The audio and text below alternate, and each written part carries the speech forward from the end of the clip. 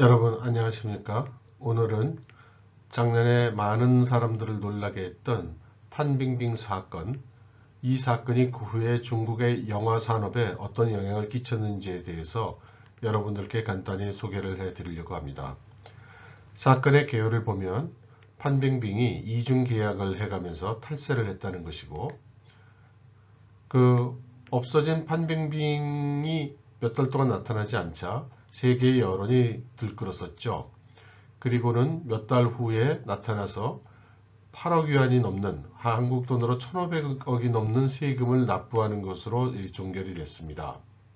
그리고 이 세금 납부를 위해 소유한 모든 그 부동산을 정리했다고도 하고요. 그런데 그 팔았다는 부동산이 한국 돈으로 한 채 100억이 넘는 그런 호화주택이었고, 이것이 8채였던가 있었던 것으로 기억을 합니다.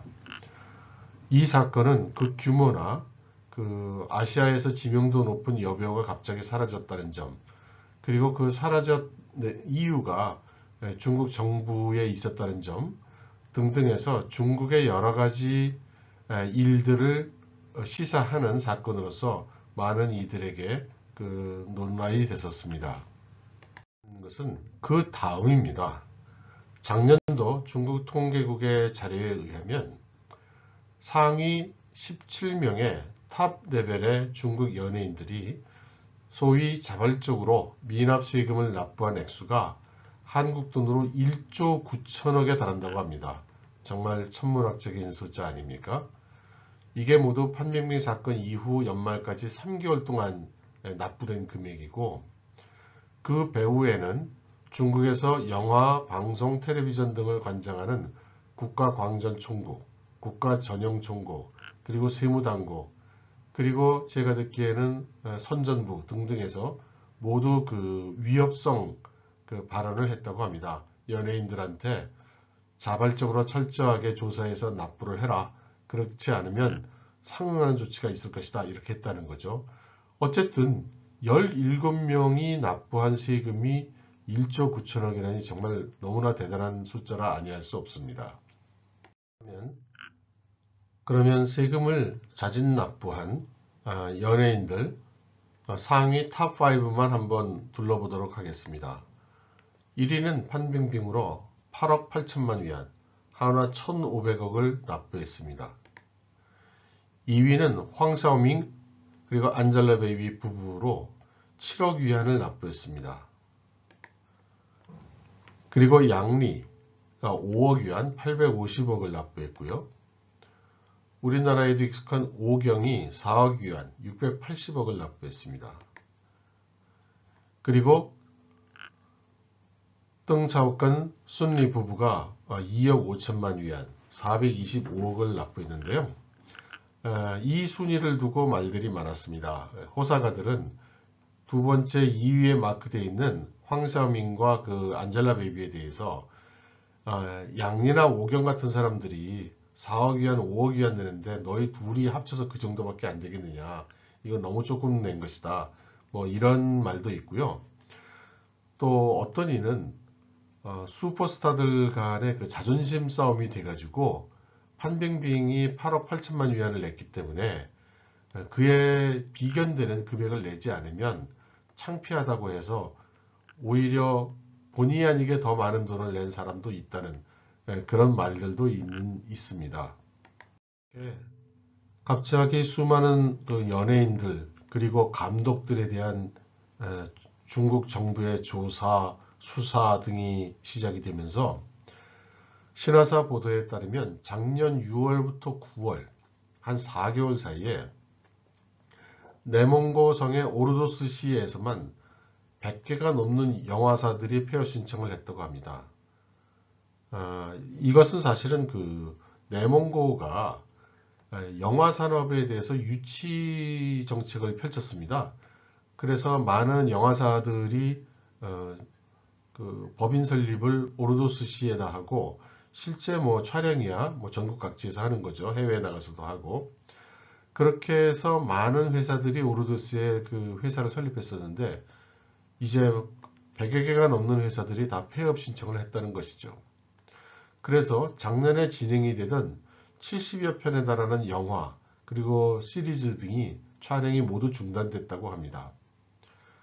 왜냐하면 그동안에는 영화의 그 흥행 성과에 따라서 감독이나 제작자 그리고 중요 출연 인물들이 리베이트를 받아왔는데 현재 같은 상황에서는 리베이트를 받는 게 어렵다고 본 거죠.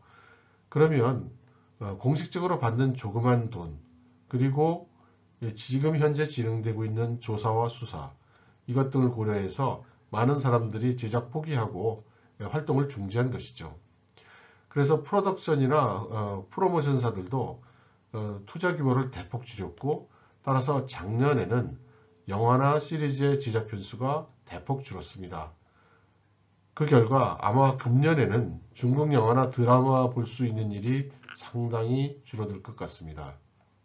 지금 중국 영화 산업 그리고 드라마 산업이 초토화되고 있는데요. 그것을 상징적으로 보여지고 있는 것이 헝다엔이라는 것입니다.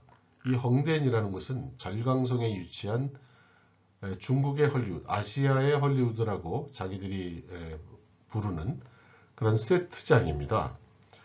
20만 평방킬로미터, 약 15만 평의 대지 위에 전문적으로 영화나 드라마 촬영을 위한 세트를 다 만들어 놨죠. 그래서 자금성 같은 것도 똑같이 만들어 놓고 만리장성 같은 것도 똑같이 만들어 놔서 언제든지 영화를 찍을 수가 있습니다. 연희공약 같은 드라마, 황금가 같은 영화 등등에서 수많은 영화들이 특히 시대물들은 여기서 많이 제작을 했습니다. 여기가 이렇게 그 영화를 제작할 뿐만 아니라 일반인들에게는 입장료를 받고 그 관광도 관광산업도 하고 있습니다. 입장료가 자금성 입장료의 3배이고 또 여기에 그 관광객을 대상으로 안내를 하는 가이드들은 자기가 받는 그 서비스 수수료의 절반을 또 이쪽 세트장에 내야 됩니다. 그런 정도로 상당히 아주 크게 사업을 했죠. 여기에서 일하고 있는 엑스트라가 20만 명에 달한다고 합니다. 어마어마하죠. 마치 이 세트장 하나가 유럽 같으면 큰 도시 하나가 되는 셈입니다. 그런데 진행이 되던 70편의 영화가 전부 스톱을 해버리니 엑스트라들이 이제 일거리가 없어진 것입니다. 여기는 하도 20만 명이나 되는 엑스트라가 있다 보니까 엑스트라 사이에 계급이 뭐 한 10개 계급이 있어가지고 처음에 들어가면 뭐 궁녀1, 병사1 해서 배경에만 나타나다가 점점 조금씩 비중이 있는 역을 맡아서 이제 제일 고참이 되면 태감, 그러니까 그 황제 곁에서 이제 그 내시죠. 그 태감 같은 역을 하게 된다고 합니다. 그러면 이제 영화 같은 거 나올 때 얼굴이 나오는 거죠. 그래서 이곳은 그 세트장을 중심으로 해서 많은 사업을 하고 있습니다. 호텔도 있고요. 무슨 음식점들도 많고요. 선물 가게 같은 건 물론입니다. 그래서 여기서 그룹이 있어요. 쉬용안이라는 사람이 그 그룹 회장이고 그 산하에 있는 회사 중에 4개가 상장에 성공을 했습니다. 20만 명에 달하는 엑스트라들이 어떻게 돈을 받는지도 참 재미있을 것 같은데요. 하루 8시간 기준으로 40위안을 지불한다고 합니다. 우리나라 돈으로 한 7,000원쯤 되나요? 그리고 초과 시간은 1시간당 5위안을 더 지불한다고 하고요. 그 다음 그 부대 조건에 따라서 돈을 더 준다고 합니다. 더 주는 금액을 살펴보면 화장을 해야 되는 경우에는 5위안 이상을 준다고 하고요. 또 피를 묻혀야 되는 경우에는 10위안에서 30위안 정도를 더 준다고 합니다. 머리를 빡빡 밀어서 중 같은 모습이 되는 경우에는 30위안을 더 주고 비를 맞아가면서 해야 되는 역할은 10위안 더 주고 그 다음에 무슨 장례식 같은 데 가서 뭐 울며 뭐 불며 이런 거 해야 되면 10위안 더 주고 그 다음 그 맞는 역할은 상대방이 진짜로 때린답니다. 30위안을 더 준다고 하고요. 여자들 같은 경우에 기생역은 더블을 준다고 합니다.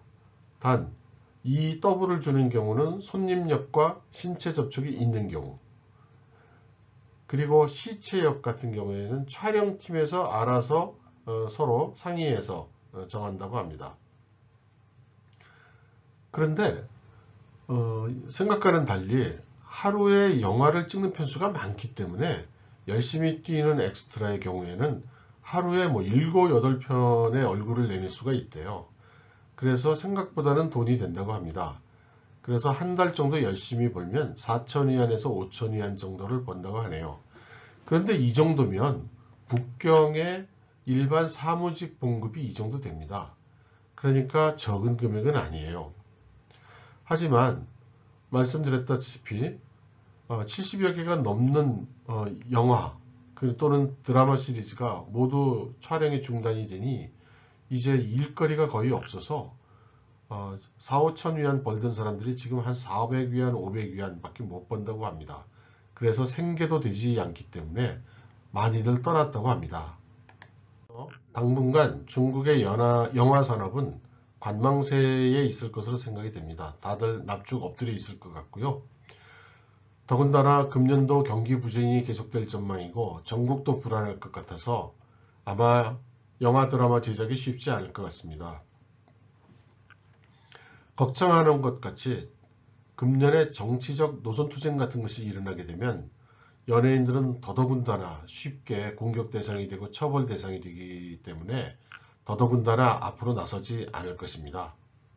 거꾸로 우리나라의 그 영화산업 기업들이 중국이 수입시장을 더 열어야 되고 지재권 보호를 더 한층 더 해줄 수밖에 없는 그런 환경이 됐기 때문에 이것을 디딤돌로 해서 우리나라 오락 프로그램을 수출한다든가 영화를 진출한다든가 하는 것을 다시 한번 추진해 볼 만한 기회가 왔다고 하겠습니다.